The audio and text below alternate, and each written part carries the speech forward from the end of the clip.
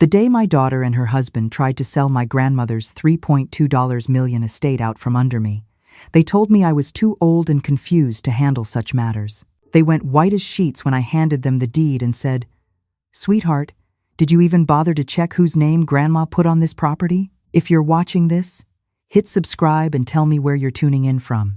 Let me take you back to show you exactly how we arrived at this beautiful moment of reckoning. 6 months ago, on a bitter February morning in Willow Creek, Connecticut, I was doing what I'd done every day since moving into my daughter's house, making breakfast for a family that treated me like the help. My name is Margaret Chen, but everyone's called me Maggie since I was a little girl running through my grandmother's apple orchard.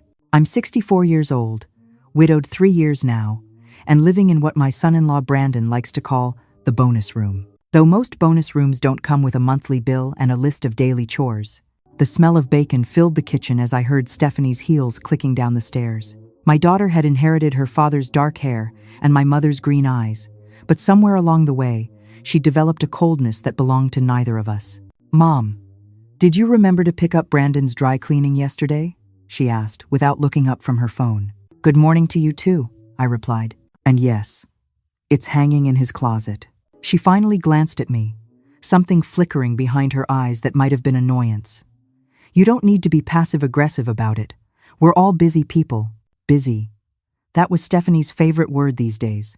Too busy to have dinner with her mother, too busy to ask how I was feeling, too busy to remember that 3 years ago, I'd held her while she sobbed at her father's funeral, promising we'd always have each other. Bill and I had been married for 41 years when the cancer took him. Pancreatic. By the time they found it, we had maybe 6 months. Those 6 months cost us everything. Our savings, our retirement fund, eventually our house. The medical bills kept coming even after he was gone, like bills from the afterlife demanding payment for borrowed time. I'd spent 38 years as a pediatric nurse, and my pension wasn't nothing, but it wasn't enough to keep up with the debt collectors calling every morning. When Stephanie suggested I move in with them, I thought it was love. I thought my daughter wanted to take care of me, the way I'd taken care of her through chickenpox and heartbreaks, and that terrible semester when she almost dropped out of college. I was wrong. The first month was manageable. I had my own bathroom, a small TV, and family dinners where we actually talked to each other. By the second month, the requests started. Could I watch the kids while they went to a work function? Could I handle the grocery shopping since I was home anyway? Could I start dinner so it would be ready when they got back from their exhausting days at the office?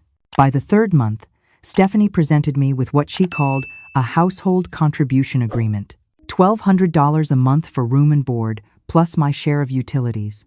She'd printed it out on company letterhead, like this was a business transaction rather than a daughter housing her widowed mother.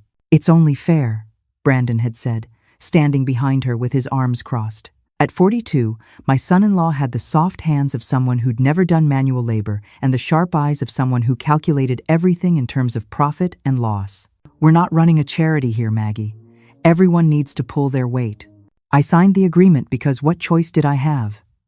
My credit was destroyed from the medical debt. No landlord would rent to me.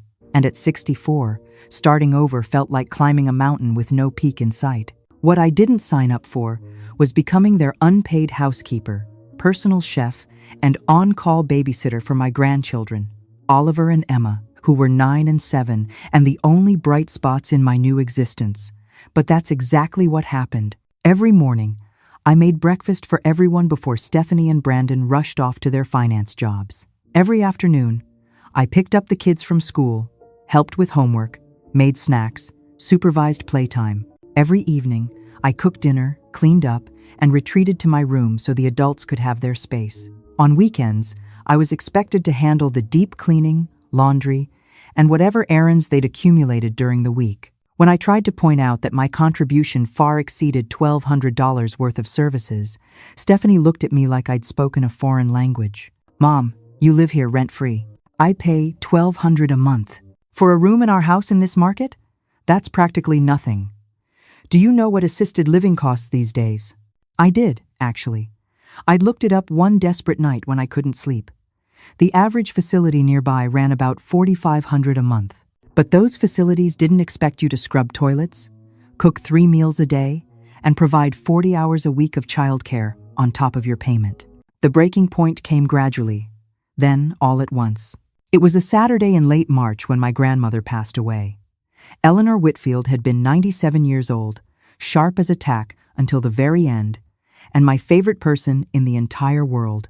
Growing up, I'd spent every summer at her farmhouse in Danbury, running through the apple orchard, swimming in the pond, listening to her stories about the old days when the property had been a working farm. That farmhouse had been in our family for 4 generations. My grandmother had held onto it through the Depression, through 2 world wars, through offers from developers that would have made her rich. "This land knows our name, Maggie," she used to tell me. "You don't sell family." I was devastated by her death, but I was also the only one who seemed to care. Stephanie attended the funeral in a black designer dress, checking her phone throughout the service. Brandon didn't even bother to come, claiming he had an important meeting. That evening, while I was still wearing my funeral clothes and trying not to cry into my tea, Stephanie sat down across from me at the kitchen table with that look on her face. The business look. "Mom, we need to talk about Grandma's estate. Today?" "Eleanor isn't even cold in the ground yet. I'm being practical."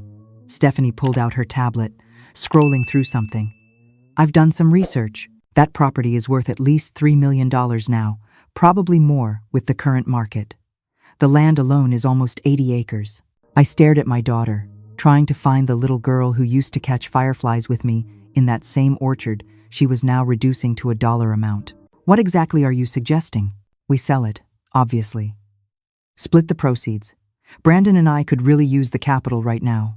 We're looking at some investment opportunities that require significant liquid assets." "Stephanie, that house has been in our family for over a century, and now Grandma's gone. So what's the point of keeping it?" She said this like it was the most logical thing in the world. "You're not going to live there. You can barely manage the stairs here. It would just sit empty, costing money in taxes and maintenance." There it was again. The assumption that I was old, incapable, a problem to be managed rather than a person with my own thoughts and desires. I'd been hearing it more and more lately. When I mentioned wanting to take a watercolor class at the senior center, Stephanie had laughed and said I should focus on not falling down instead. When I talked about maybe getting a part-time job to rebuild some savings, Brandon had patted my hand and told me not to worry my head about finances.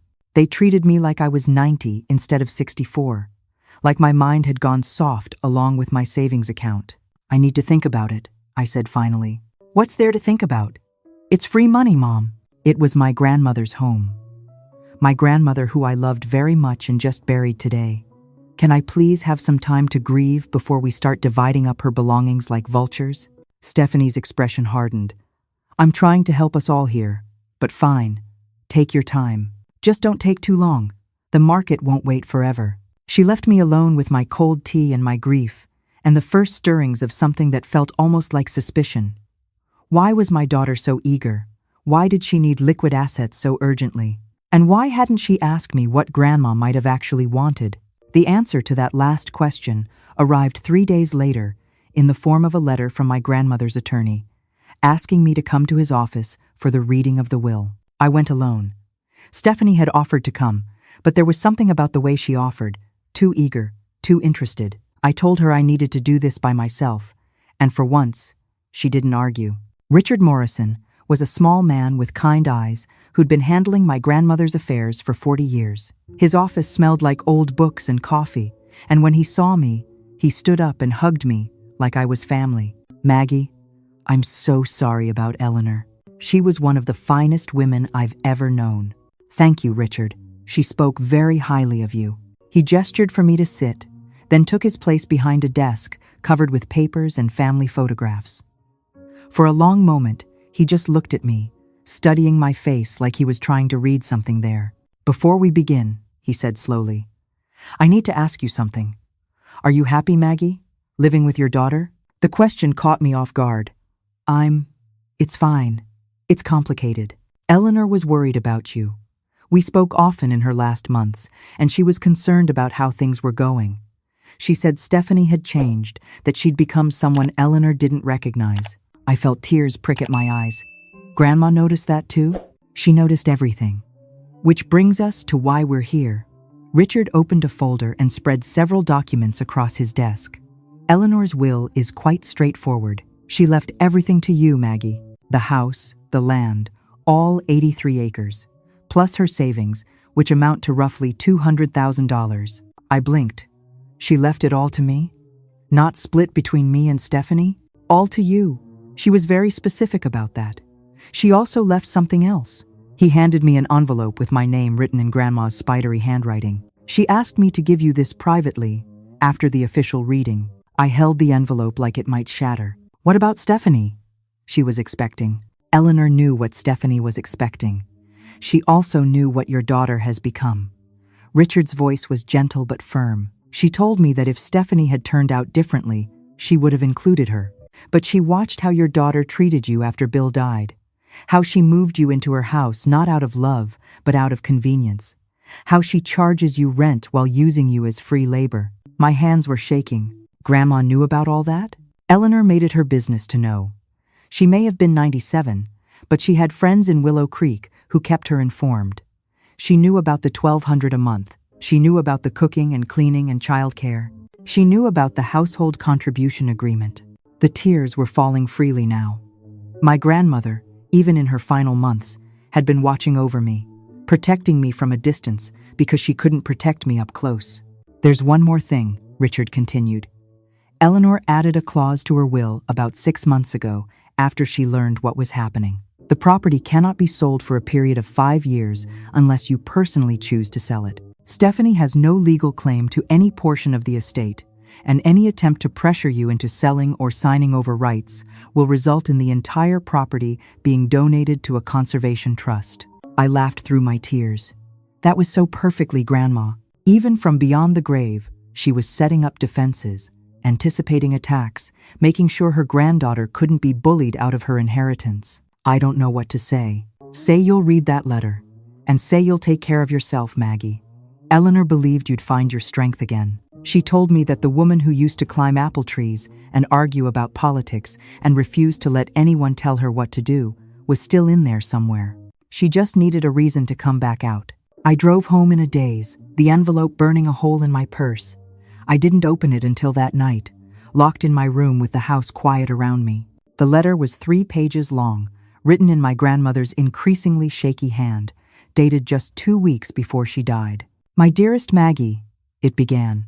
If you're reading this, then I've finally gone to meet your grandfather, and I hope he has a good explanation for leaving me alone for 30 years. But that's not what I need to tell you. I could hear her voice so clearly it made my chest ache. I've watched what's happened to you since Bill died, and it breaks my heart. Not because you lost your husband or your house or your savings. Those are just things, and things can be replaced. What breaks my heart is watching you disappear. The Maggie I knew would never let anyone treat her like a servant. The Maggie I knew had fire in her belly and stars in her eyes and a mouth that could put anyone in their place. Where did that woman go? The tears were coming so fast I could barely read. I'm leaving you everything. Not because Stephanie doesn't deserve something, but because Stephanie doesn't need saving. You do. You need to remember who you are. You need to stand up, brush off your knees, and tell the people who've been using you exactly what you think of them. The house is yours. The land is yours. The $200,000 is yours. But more importantly, your life is yours. It doesn't belong to Stephanie or Brandon or anyone else. It belongs to you. And it's time you started living it. One more thing. There's a safety deposit box at First National Bank in Danbury, number 847. Bill came to see me about 6 months before he died. He was worried about what would happen to you, worried that his illness would leave you vulnerable. He asked me to hold on to something for him, something he wanted you to have only if you needed it. I think, my darling, you need it now. Go get it. And then go be the woman I raised you to be. All my love, forever and always, Grandma. I couldn't go to the bank until the following week. Stephanie had noticed something different about me after the will reading, something in my posture or my eyes that made her suspicious. She'd started asking pointed questions about what Richard had said, what Grandma had left, what the plan was for the property. I told her I needed time to process. It wasn't a lie. I needed time to process the fact that my grandmother had seen what I'd been too tired and broken to see, that my own daughter was using me, that I'd allowed myself to shrink so small that I'd almost disappeared entirely. The day I finally drove to Danbury, I told Stephanie I was going to visit Grandma's grave. Another half-truth. I did visit the grave first, kneeling in the cold spring mud and telling Eleanor everything I'd been too proud or too ashamed to say while she was alive. The bank was a beautiful old building with marble floors and brass fixtures. When I gave them the box number and my identification, the manager himself came out to escort me to the vault. He'd known my grandmother for decades, and his eyes were kind as he left me alone with the small metal box. Inside, I found a manila envelope with Bill's handwriting on the front, for Maggie, when she needs it most. My husband, my Bill, dead for 3 years and still finding ways to take care of me. The envelope contained a letter and a stack of documents. I read the letter first, written in Bill's neat engineer's handwriting, dated 8 months before his diagnosis. My darling Maggie, if you're reading this, then I'm gone and things have gotten bad enough that Eleanor thought you needed help. I hope I'm wrong about what I suspect, but I've never been wrong about people before. I've been watching Stephanie for years now, watching her change, watching her marry a man who sees dollar signs instead of people. I've seen how she looks at our savings, our house, our retirement fund, like she's waiting. Like she's calculating what she'll inherit and when. I hope she proves me wrong. I hope that when I'm gone, she steps up and takes care of you the way you took care of me through all those long shifts, all those years of building our life together. But if she doesn't, if she becomes what I'm afraid she's becoming, I want you to have options. I've transferred our life insurance policy into a trust that Stephanie doesn't know about. It's worth $400,000, Maggie. Enough to start over, to live independently, to tell anyone who treats you badly exactly where they can go. I never told you about this because I didn't want you to worry. I didn't want you to think I'd given up on our daughter, but I've learned that hoping for the best doesn't mean you can't prepare for the worst. The documents in this envelope give you access to the trust. Richard Morrison is the trustee.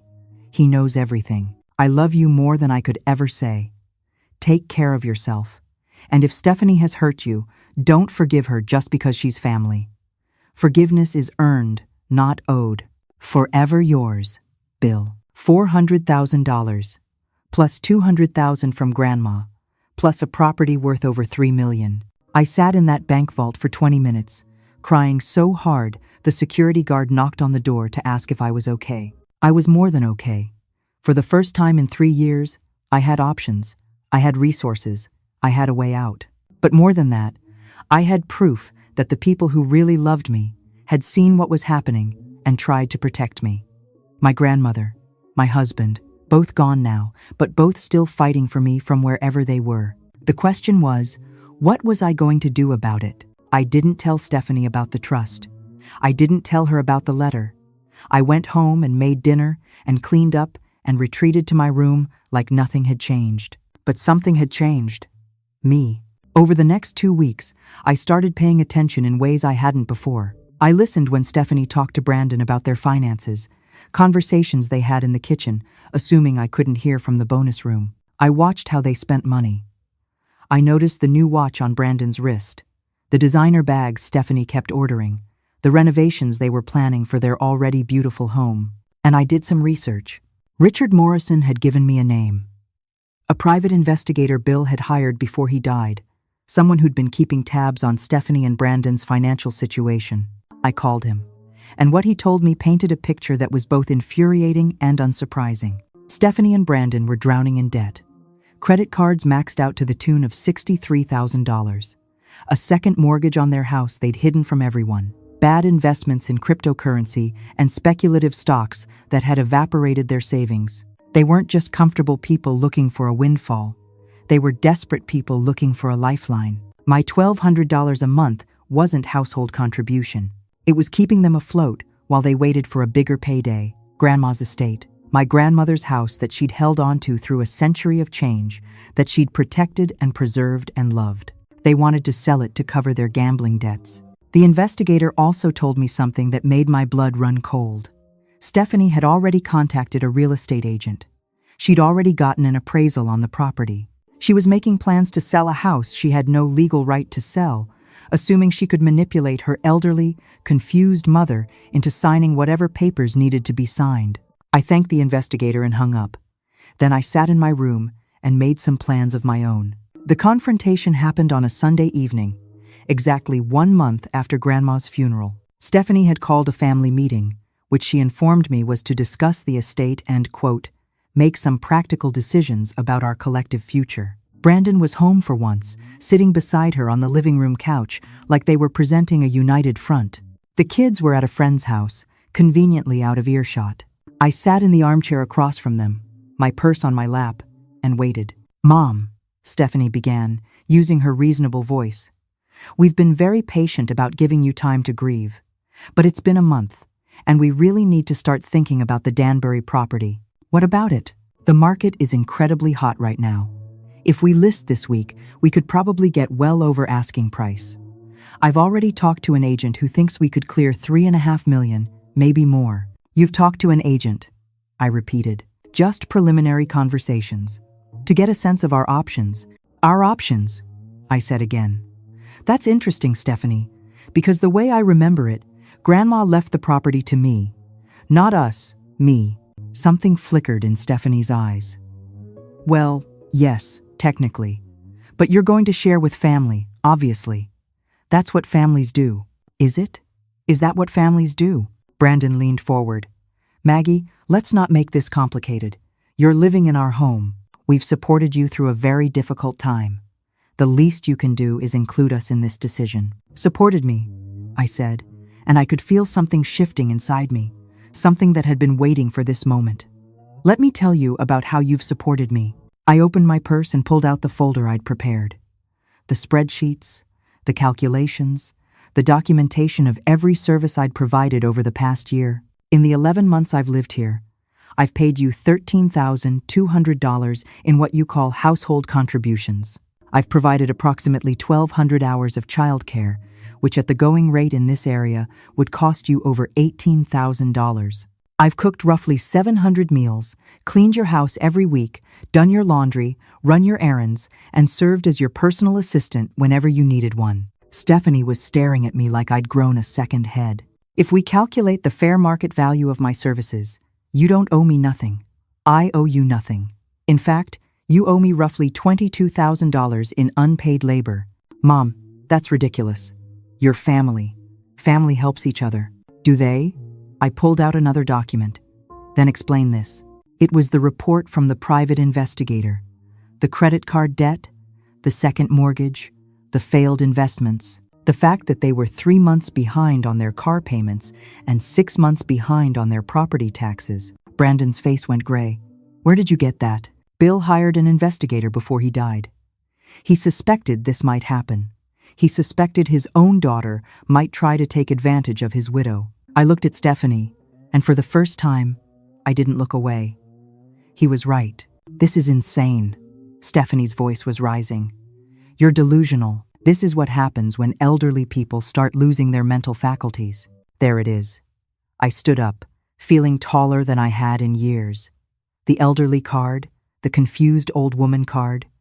You've been playing it for months, haven't you? Every time I expressed an opinion, you talked over me. Every time I mentioned my own plans, you redirected me. You've been treating me like a senile patient instead of your mother. Mom, calm down. I am calm. I'm the calmest I've been since your father died. I pulled out one final document. This is the deed to Grandma's property. Do you notice whose name is on it? Just mine, not yours. Not Brandon's. Mine. And according to Grandma's will, I can't sell it for 5 years even if I wanted to. And any attempt to pressure me into changing that will result in the entire property being donated to a conservation trust. Stephanie's face cycled through several colors. She can't do that. That's not legal. We'll contest it. You're welcome to try.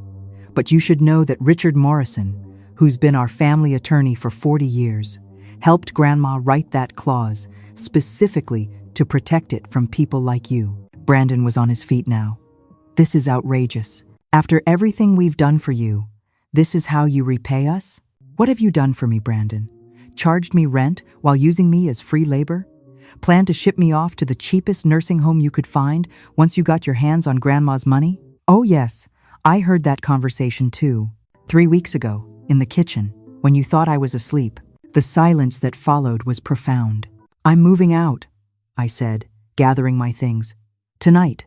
I've already rented an apartment in Danbury, close to Grandma's property. I'll be staying there while I decide what to do with the house. You can't just leave, Stephanie sputtered. What about the kids? Who's going to pick them up from school? I guess you'll have to figure that out yourselves. Or maybe hire someone. I understand childcare costs about $15 an hour in this area. I walked toward the door, then paused, because I had one more card to play. Oh, and Stephanie?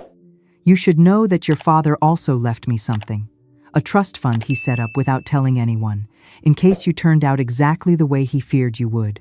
$400,000. So I'm not the helpless, dependent old woman you've been treating me as.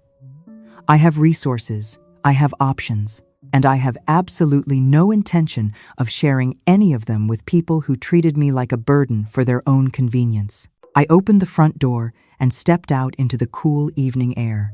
Behind me, I heard Stephanie calling my name. Heard Brandon saying something about lawyers and legal challenges and elder abuse claims. But I didn't turn around. My grandmother was right. The woman who used to climb apple trees and argue about politics and refuse to let anyone tell her what to do was still in there. She'd just been sleeping for a while. Now she was awake. And she had a lot of living to do. That was 6 months ago. If you're curious about what happened next, I'm happy to tell you. I moved into a beautiful apartment in Danbury, 15 minutes from my grandmother's farmhouse. I spent the summer fixing up the old place, not to sell, but to love. I planted new apple trees in the orchard. I swam in the pond where my grandmother taught me to float. I sat on the porch swing where Eleanor used to tell me stories, and I told stories of my own to the wind. Stephanie tried to contest the will. Richard Morrison shut her down so thoroughly that her own lawyer advised her to drop the case or risk paying our legal fees. She and Brandon had to sell their house to cover their debts. Last I heard, they're renting a townhouse across town, and Brandon took a second job to keep up with the payments. I offered to let the kids visit me at the farmhouse. Oliver and Emma come every other weekend now, and we bake cookies and pick apples and catch fireflies, just like I used to do with their great-great-grandmother. Stephanie drops them off without getting out of the car. We don't speak, and I'm okay with that. Some relationships can be repaired. Some can't. The difference is whether the other person wants to change. My grandmother left me something more valuable than property or money. She left me permission to stand up for myself. My husband left me something more precious than a trust fund. He left me proof that I was worth protecting. And I left that house in Willow Creek with something I thought I'd lost forever. My dignity, my strength, myself. If you're watching this, and something in my story sounds familiar, I want you to know that it's never too late. You're never too old. You're never too tired or too beaten down to remember who you used to be and decide to become her again. Thanks for listening. Don't forget to subscribe, and if you have a story of your own, I'd love to hear it in the comments. Your voice matters.